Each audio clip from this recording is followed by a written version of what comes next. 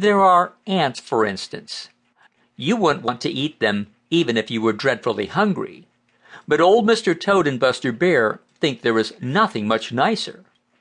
Now, Buster Bear had found Old Mr. Toad catching ants one at a time as he kept watch beside their home, and it had pleased Buster to find someone else who liked ants. Right away he invited Old Mr. Toad to dine with him.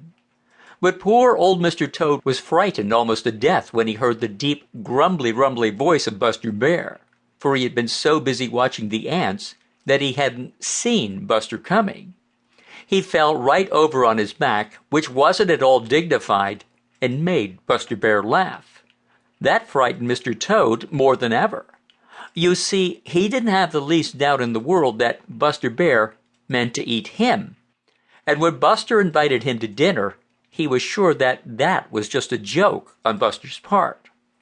But there was no way to escape, and after a little, Old Mr. Toad thought it best to be polite, because you know it always pays to be polite.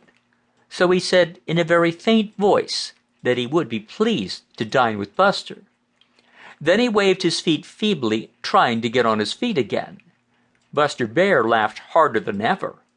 It was a low, deep, grumbly-rumbly laugh, and sent cold shivers all over poor old Mr. Toad.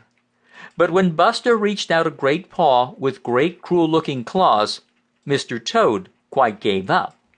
He didn't have strength enough left even to kick. He just closed his eyes and waited for the end. What do you think happened? Why, he was rolled over onto his feet so gently that he just gasped with surprise. It didn't seem possible that such a great paw could be so gentle. "And now," said Buster Bear in a voice which he tried to make sound pleasant, but which was grumbly-rumbly just the same, "I know where there is a fine dinner waiting for us just a little way from here. You follow me, and we'll have it in no time."